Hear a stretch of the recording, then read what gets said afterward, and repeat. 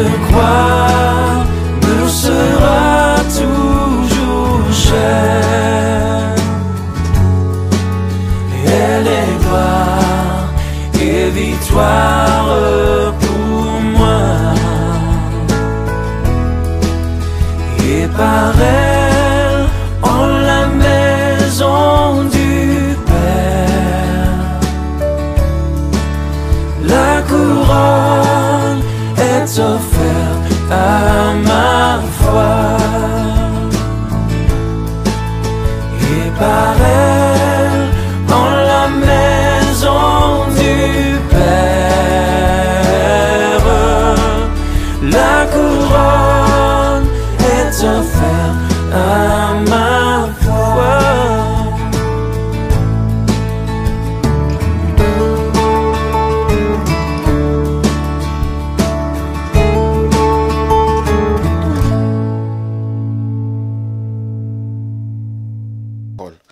La première parole que le Seigneur a mise dans mon cœur, c'est dans Romains chapitre 2. Il est dit, ô homme, qui que tu sois, toi qui juges, tu es donc inexcusable. Car en jugeant les autres, tu te condamnes toi-même. Puisque toi qui juges, tu fais les mêmes choses. Nous savons en effet que le jugement de Dieu contre ceux qui commettent de telles choses est selon la vérité.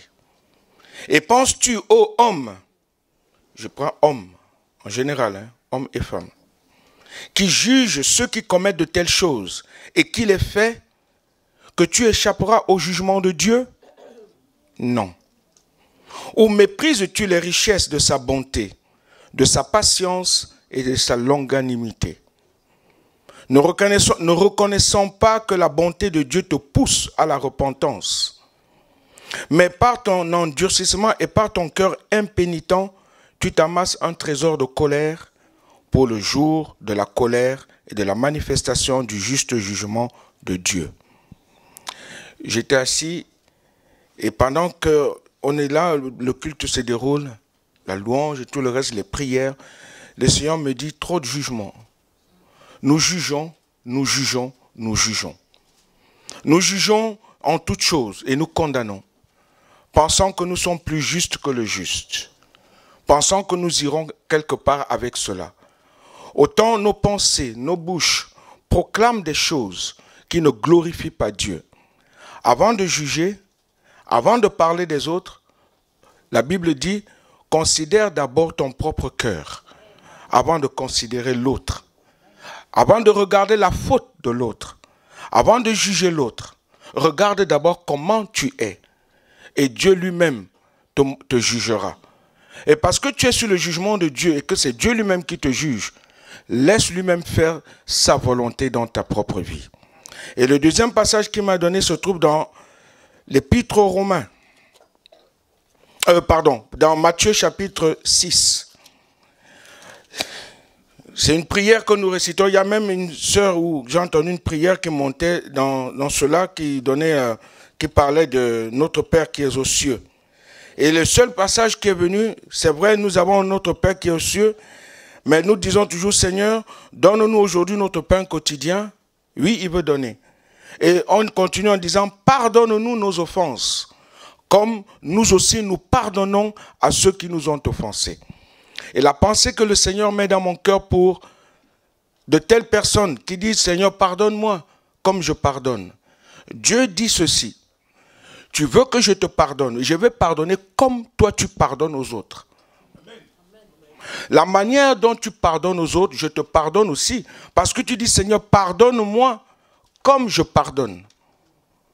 Pardonne-nous nos offenses comme nous pardonnons. Comment est-ce que nous pardonnons? Est-ce que nous pardonnons toujours avec la haine dans notre cœur? Parce que notre Seigneur, quand il est venu sur cette terre, et que Jésus-Christ est mort, et qu'il est mort sur la croix de Golgotha, il a porté nos péchés, il a porté toutes nos fautes. Il est devenu malédiction, maudit pour nous, à cause de nous. Il a accepté de porter notre opprobre. Il a effacé l'acte de condamnation qui nous était dû, s'est abattu sur lui. Il n'y a plus de condamnation pour ceux qui sont en Jésus-Christ. Dieu nous a pardonné. Et devant Dieu, nous sommes justifiés en Jésus-Christ. Devant Dieu, il n'y a plus de condamnation. Mais pourquoi nous condamnons les autres? Et nous disons, pardonne-moi Seigneur, comme je pardonne. Mais dans tes pensées, tu condamnes. Avec ta bouche, tu condamnes. Dans ton regard, tu condamnes. Dans ta manière d'être, tu condamnes. Tu méprises. Et la Bible dit, quand nous lisons dans ce Matthieu 6, si vous pardonnez aux hommes leurs offenses, votre Père Céleste vous pardonnera aussi. Comment est-ce que Dieu nous pardonne-t-il? Chaque jour, nous sommes devant lui. Dès le matin, à chaque instant de chaque jour, nous sommes devant lui. Seigneur, pardonne-moi. Seigneur, pardonne-moi. Seigneur, pardonne-moi. Mais il te regarde. Il te regarde, il te pointe du doigt. Il dit, et l'autre, et l'autre, et l'autre. Comment est-ce que tu lui pardonnes? Comment est-ce que tu lui pardonnes? Comment est-ce que tu pardonnes à ta sœur, à ton frère? Parce que quand tu dis « je te pardonne », ça veut dire que tu prends la gomme et tu effaces. Tout est blanc. Parce que quand Dieu te dit « je te pardonne », il n'y a plus de condamnation. C'est fini. C'est fini. Mais quand tu dis « Père, pardonne-moi », comme je pardonne, et que tu as encore de l'aversion, et que tu as encore du mépris, et que tu as encore des murmures, et que tu as encore des jalousies, et que tu es toujours là en train d'avoir des mauvaises pensées envers ton frère et ta sœur. Quand tu dis Seigneur, pardonne-moi, il va dire, mais de la même manière que tu es en train de pardonner, je te pardonne aussi comme ça. À bon entendeur, salut. À bon entendeur, à bon entendeur, parce que c'est devant Dieu et devant les hommes, et devant les saints anges, et même devant les démons, que nous confessons ces choses. Nous vivons sur la terre pour le Seigneur. Que nous soyons chrétiens ou pas chrétiens, nous vivons pour la terre, sur la terre pour lui. Nous sommes à lui et nous devons faire les choses selon sa bonne volonté. Parce que Dieu a visité son peuple en permettant à Jésus-Christ de venir sur la terre pour nous sauver. Là, je vais entrer dans le message. Je voudrais parler ce matin du vrai sens de Noël. Beaucoup de gens fêtent Noël en donnant des cadeaux. Mais on peut donner sans aimer. On peut donner sans avoir de l'amour dans son cœur pour tel ou tel. Mais on peut donner. J'imagine des fois, quand nous croisons un clochard ou un sans-abri ou quelqu'un qui mendie à l'extérieur, dehors ou dans le métro ou quelque part, s'il vous plaît, aidez-moi. Ah, encore lui, tiens. On lui donne comme ça, surtout avec des pensées qui ne glorifient pas Dieu. Sans amour, on donne. Parce que pour faire bonne conscience, pour dire, ah, j'ai quand même donné. Mais il n'y a rien. Donc on peut donner sans aimer, mais on ne peut pas aimer sans donner. On ne peut pas aimer sans donner. Pour nous tous, petits et grands, Noël, c'est la période des cadeaux. Chaque enfant, chaque personne attend un cadeau. De tel ou de tel, de papa ou de maman ou de ses enfants, ou de tonton ou de tata, ou de grand-père ou de grand-mère. On attend des cadeaux. On a besoin de quelque chose. Mais pour Dieu, Noël, c'est le cadeau sublime qu'il a fait à l'humanité tout entière. Dieu a tant aimé le monde qu'il a donné Jésus. La naissance de Jésus est là. Il offre son Fils, il offre un cadeau à l'humanité. Et sa mort, c'est encore la preuve de son amour pour chacun d'entre nous. Vous pourrez lire cela dans Ésaïe chapitre 9, verset 6, Romains chapitre 5, verset 8. Mais ma lecture ce matin, c'est dans Luc chapitre 2, à partir du verset 6, s'il vous plaît. Vous savez, beaucoup de gens ne veulent pas fêter Noël. Mais nous allons comprendre que même les anges, même les saints anges, ont fêté la naissance du Fils de Dieu. Même les saints anges. Oh, on entend les gens, ah, Jésus-Christ, mais pourquoi je vais fêter Noël? Jésus n'est pas né le 25 décembre. Ah, pourquoi je vais fêter Noël? Ah, Jésus, ah non, Dieu ne me dit pas de fêter Noël. Mon ami, relis la parole de Dieu. Relisons la parole de Dieu. Les gens refutent Noël, ils refusent, ils ne veulent pas. Mais les anges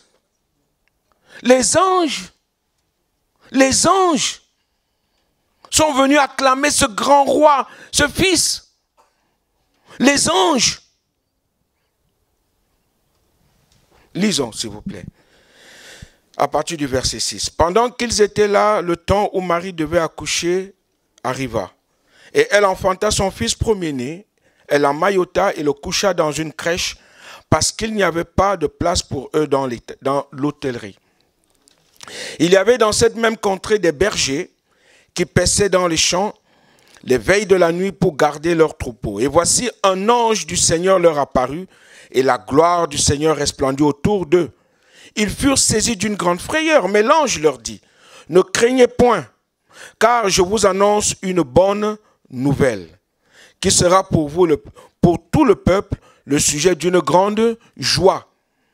C'est aujourd'hui dans la ville de David, il vous est né un sauveur qui est le Christ, le Seigneur. » L'ange vient annoncer la naissance du sauveur. L'ange vient annoncer la naissance du Seigneur, du Sauveur, du Fils de Dieu, du Rédempteur. L'ange est tellement fier, est tellement heureux, est tellement content d'annoncer la naissance. Il est né le divin enfant. On le chante assez souvent. Verset 12, « Et voici à quel signe vous le reconnaîtrez. Vous trouverez un enfant emmailloté et couché dans une crèche.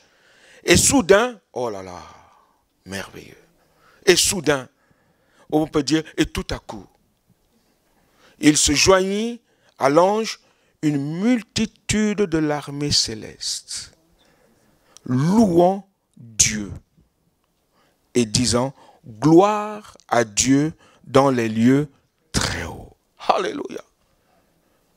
Comment ne pas fêter la naissance du Seigneur, du Fils de Dieu, de loin de l'Éternel, du Rédempteur, du Sauveur, du Libérateur.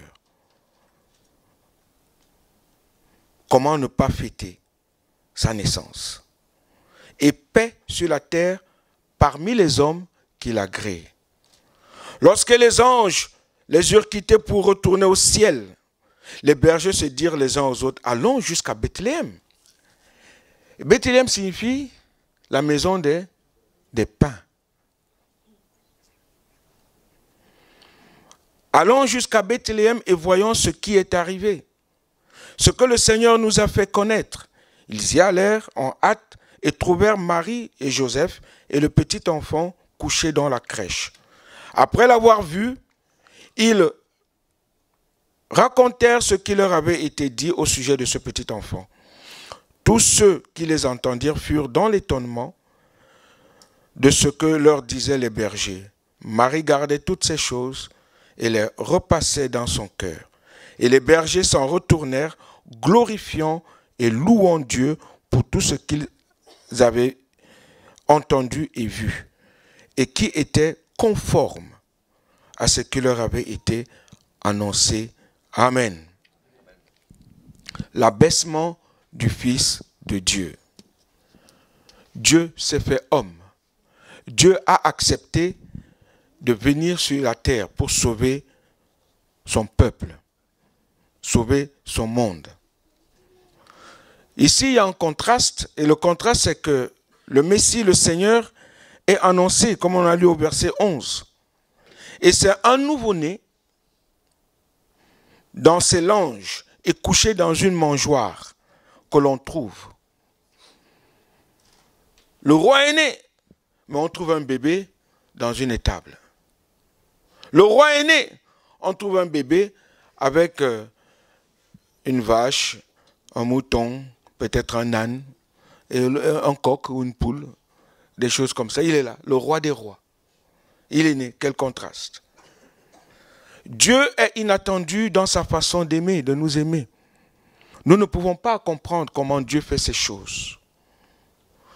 Nous ne pouvons pas savoir comment Dieu agit. J'imagine Marie et Joseph, quand on les a rejetés dans tous les endroits où ils sont allés pour essayer d'avoir un toit au chaud, hein, à l'hôtellerie. On les a dit, il n'y a pas de place pour vous ici. Mais ma femme est enceinte, elle va accoucher. Je fais comment? Ah, désolé. Eh ben, ils vont frapper ailleurs. Ah, désolé. Ils vont frapper ailleurs. Ah, désolé. Il n'y a qu'une étable. Un endroit impensable. Impensable. Et j'imagine Joseph dans son cœur. J'imagine Marie dans son cœur qui devait dire, Seigneur, c'est difficile, hein? Je vais faire comment? Il y a des affres de l'accouchement qui sont là. Je vais faire comment? Joseph devait dire, je vais faire comment? Mon Dieu, où es-tu dans ma vie? Oh Seigneur, où es-tu pour venir à notre secours? Personne ne nous veut. Personne. Mais toi seul sais comment on va faire. Et Dieu choisit un endroit que personne n'avait dans l'imagination. Une étable où on garde des bêtes. C'est là que le roi des rois vient naître. Avec lui, pas de paquet cadeau. Les gens ne sont pas venus de gauche à droite. Oh, le beau bébé de Marie et Joseph. Oh, mais nous savons qui est venu. Dieu a envoyé l'armée céleste pour acclamer la naissance de son fils. Alléluia. Dieu a envoyé l'armée céleste pour acclamer la venue de son fils. Oui, il n'y a pas de paquet cadeau ni de jolis rubans pour dire, oh là là, on va orner la naissance du Sauveur. Le Sauveur du monde, Jésus-Christ, il quitte sa gloire. Comme nous dit Philippiens chapitre 2, au verset 7, qu'il a renoncé à tout pour nous. N'est-ce pas? Il a accepté de porter notre propre Jésus. Le verset 7 dit, mais il s'est dépouillé lui-même. Il a accepté de se dépouiller lui-même en prenant une forme de serviteur, en devenant semblable aux hommes et ayant paru comme un simple homme, il s'est humilié lui-même, se rendant obéissant jusqu'à la mort, même jusqu'à la mort de la croix. Il a accepté cet abaissement. Et on se rend compte qu'il n'est pas venu pour se faire servir, mais pour servir et donner sa vie en rançon pour plusieurs, pour ne pas dire pour l'humanité. Il est venu donner sa vie, comme nous dit Marc 10, verset 45. Et toute son existence fut consécration. Mais la croix représente le sacrifice suprême, comme nous dit aussi Philippiens chapitre 2, verset 8 à 11. Mais il y a la bonne nouvelle du salut qui ressort ici aussi. Ou quand nous lisons dans Ésaïe chapitre 6, versets 8 et 9, quand le Seigneur dit, qui enverrai-je? Qui enverrai-je? Il dit, envoie-moi. Me voici, envoie-moi. Il accepte cet abaissement. Il accepte de devenir homme. Dieu s'est fait homme. Dieu s'est fait homme. Quelle grâce. Dieu s'est fait homme. Jésus accepte la mission du Père. Mourir pour sauver le peuple de ses péchés. Matthieu 1, verset 21, vous pourrez le lire aussi. Personne ne pouvait le faire à sa place, parce que la Bible déclare que tous ont péché, et nous sommes tous privés de la gloire de Dieu. Moïse est venu sur cette terre, il a péché. N'est-ce pas?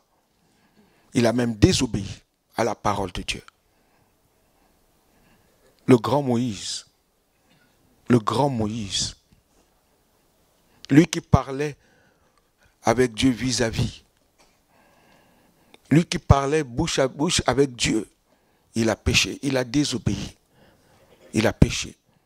Il fallait un sang innocent, il fallait quelque chose qui ne peut pas pécher, qui n'a pas de péché, qui vient du ciel. Comme nous le chantons assez souvent, il vient du ciel sur la terre, montrer la voie. Il vient du ciel. Il est venu du ciel pour libérer, pour sauver. Il est venu du ciel pour briser les chaînes. Il est venu du ciel pour libérer les captifs. Il est venu du ciel pour accorder une année de grâce du Seigneur. Comme nous dit Luc chapitre 4. Une année de grâce du Seigneur. Parce que Dieu nous a tant aimés. Il a aimé tout le monde entier. Et la Bible dit, quiconque croit en lui ne périra pas. Quiconque croit en lui, en Jésus-Christ, ne périra point. L'amour de Dieu est là pour tout un chacun de nous. Personne ne pouvait faire cela pour nous, mourir pour nous.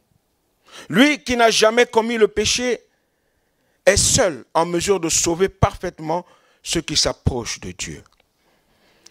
Le pasteur Lindemann a lu Hébreux tout à l'heure. J'aurais bien voulu le relire aussi.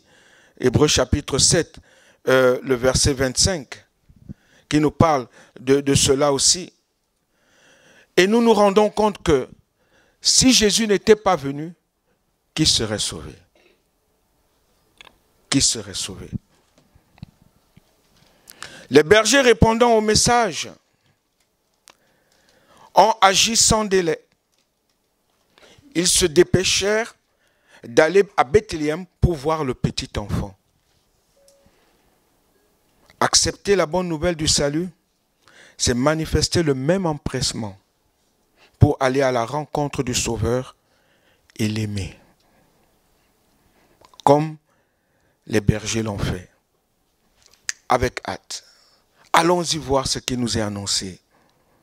De la même manière, quand nous venons à Jésus, il veut que nous venons à lui avec hâte, à la hâte. Et que nous venons recevoir notre salut. Que nous venons recevoir sa joie, sa paix, sa guérison, sa délivrance, son miracle. À chaque instant de chaque jour.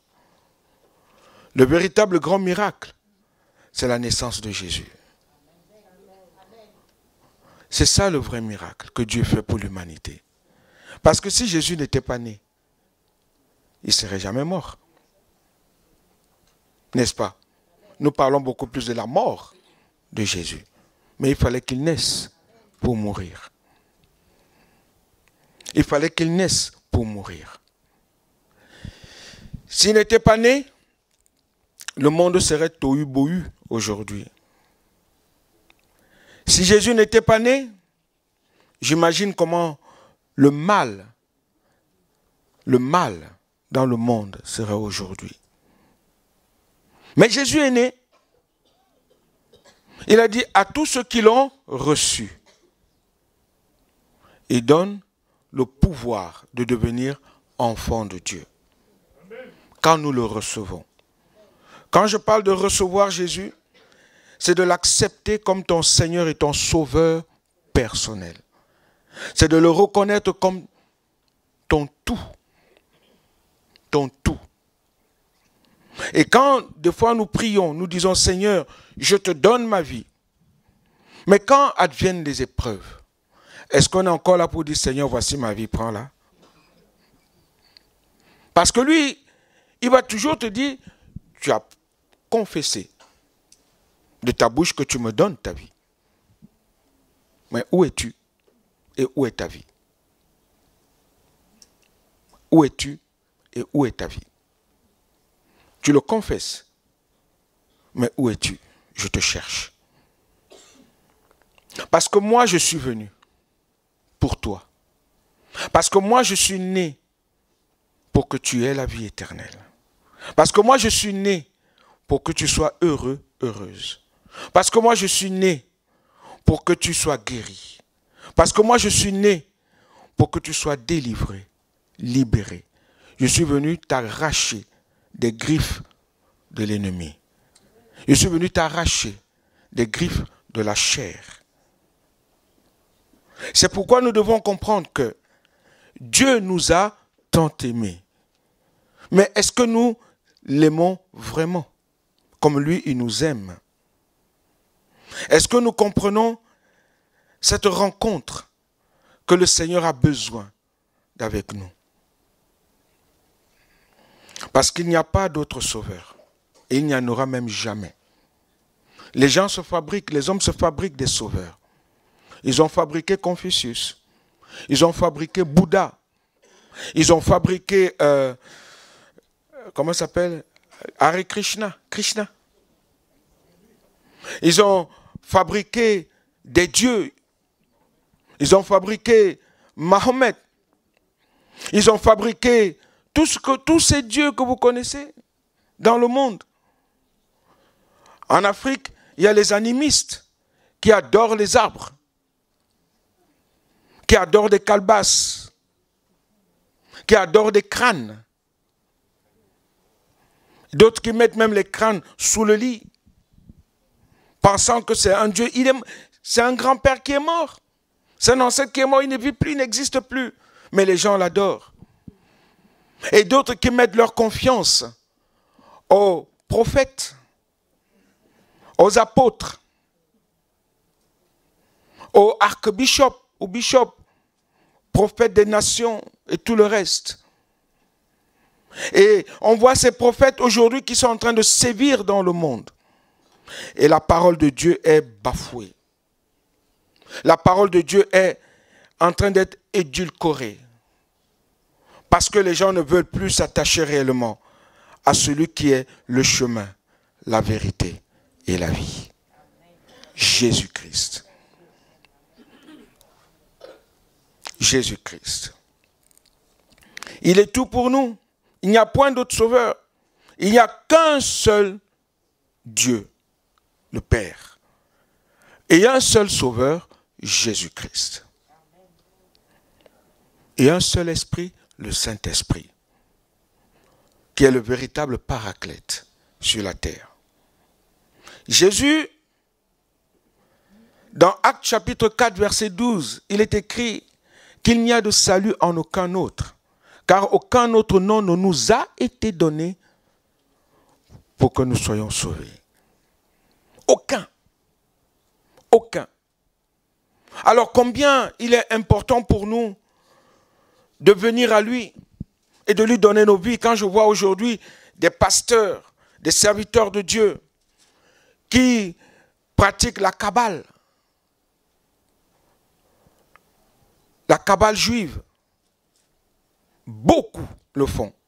Et d'autres qui sont francs-maçons, d'autres qui sont rosicruciens et qui disent qu'ils adorent Dieu. Et vous voyez les églises pulluler de monde. Et les gens qui courent après eux, cherchant un réconfort, cherchant un peu d'amour, un peu de paix, un peu de joie.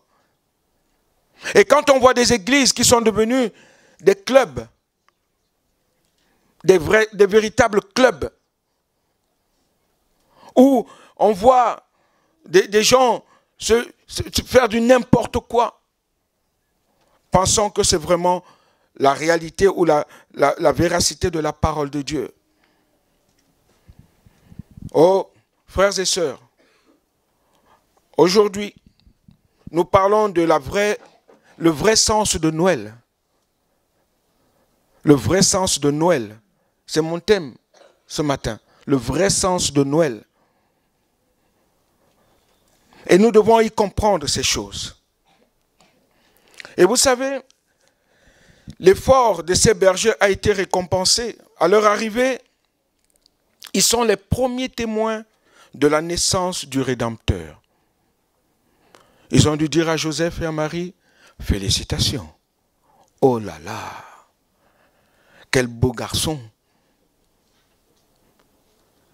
Mais est-ce que Marie comprenait? Est-ce que Joseph comprenait que c'est le sauveur de l'humanité qui est né? Et quand ils ont ouvert leur bouche pour commencer à témoigner de ce qu'ils ont vécu, la Bible dit que Marie gardait tout cela dans son cœur. Elle gardait cela. Et elle repassait cela pour mieux comprendre encore et dire, Père, Seigneur Dieu, qu'est-ce que tu fais pour moi là? Je ne comprends pas. Quel miracle tu es en train de faire dans ma vie? Je ne comprends pas. Ils deviennent les premiers messagers. Quand ils le virent, ils racontèrent ce qui leur avait été dit au sujet de cet enfant. Leur récit provoque l'étonnement de leurs auditeurs. Joseph et Marie, la poule, la vache, le coq et tous ceux qui étaient là. Ça provoque, ils sont tous là, émerveillés de ce qu'ils entendent. Ils assistent soudain au concert formidable d'un cœur céleste, invraisemblable. La venue de l'enfant divin fait déjà frémir la terre dans le ciel. Alléluia. Parce que les anges le proclament, les anges l'acclament. Les anges glorifient Dieu. Les anges, à la naissance de Jésus, quand Bouddha est né, qui a glorifié? Quand Mohammed est né, qui a glorifié?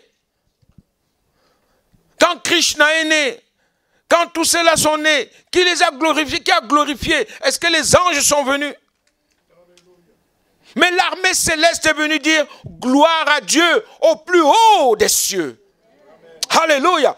Gloire à Dieu au plus haut des cieux. Et paix sur la terre aux hommes qui l'agréent. Paix sur la terre parce que le Fils de Dieu est né pour venir sauver, pour te sauver, pour me sauver, pour libérer les captifs, pour nous rendre libres. Il est venu pour que nous venions à lui avec un cœur vrai et sincère. Frères et sœurs, ne jouons pas l'hypocrisie devant le Seigneur. Soyons vrais. De tout ce que nous faisons, soyons vrais. Sans jugement. Sans hypocrisie. Parce que nous venons à lui. Nous lui ouvrons notre cœur. Nous lui témoignons ce que nous sommes. Dieu ne veut pas qu'on soit édulcoré.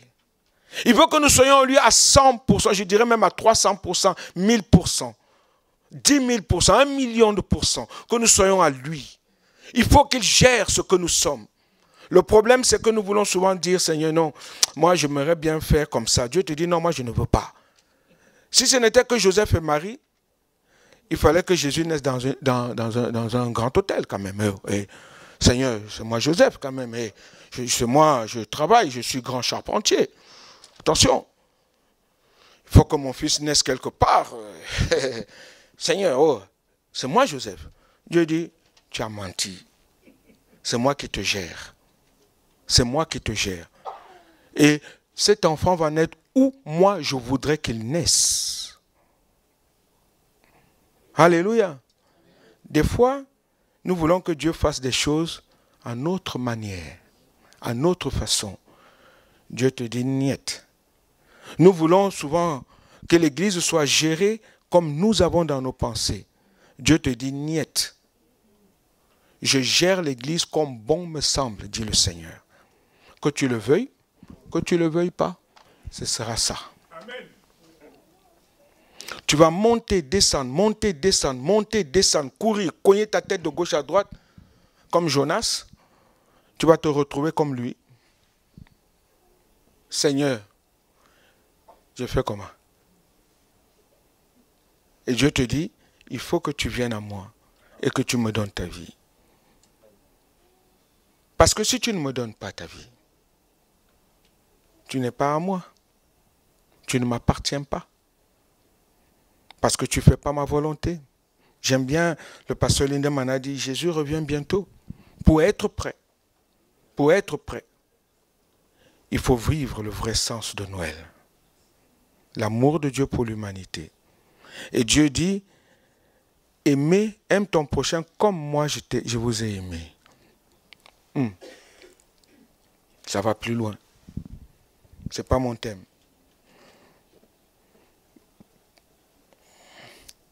Que faire de ce beau cadeau que Dieu nous donne aujourd'hui encore? Parce que hier, on n'en voulait pas dans l'hôtellerie. Mais aujourd'hui, mon frère, ma soeur, ton cœur va-t-il frémir en s'ouvrant pour accorder toute la place à ce bon sauveur, à ce grand sauveur, à cet ami fidèle et tendre qui nous aime tant? Veux-tu laisser naître en toi le roi des rois, afin qu'il règne en toi? Moi, j'aimerais te dire, comme lors du premier Noël, la naissance de notre Seigneur, paix et joie éclateront dans ta vie si tu laisses le roi des rois faire son entrée dans ta vie. Si tu laisses le roi des rois entrer dans ta vie. Dans Luc chapitre 15, au verset 10, il est dit ceci.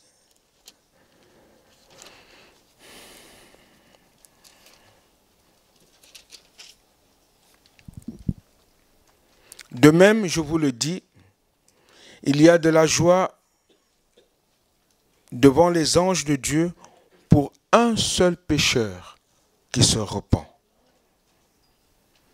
Les anges acclament Dieu. Ils dansent de joie, ils sautent de joie, ils proclament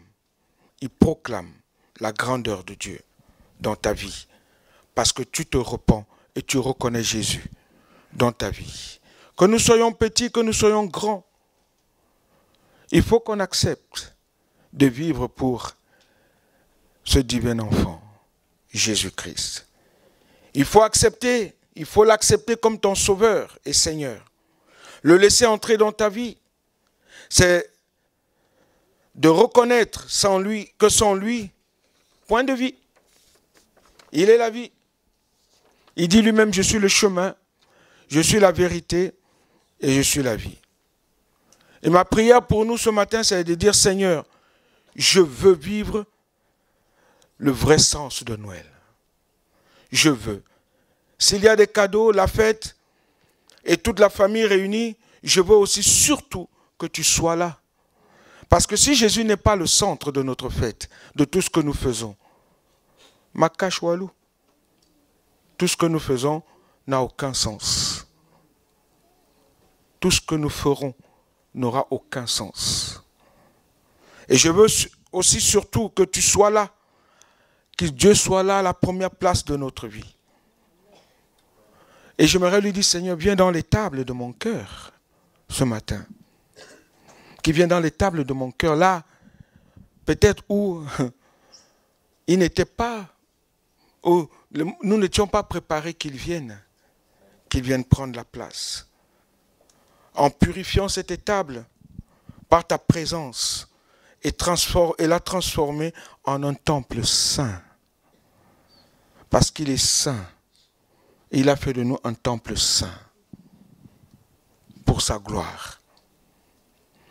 Mon verset clé que j'ai sorti aujourd'hui, c'est le verset 11, 10 et 11 qui dit « L'ange les rassura. N'ayez pas peur. N'ayez pas peur. Je vous annonce une nouvelle qui sera pour tout le peuple le sujet d'une grande joie. Un sauveur vous est né aujourd'hui dans la ville de David, Bethléem. C'est lui le Messie, le Seigneur, le Sauveur. Es-tu prêt à le reconnaître dans ta vie pleinement? Prions le Seigneur, s'il vous plaît. Je vais inviter le pasteur Linderman.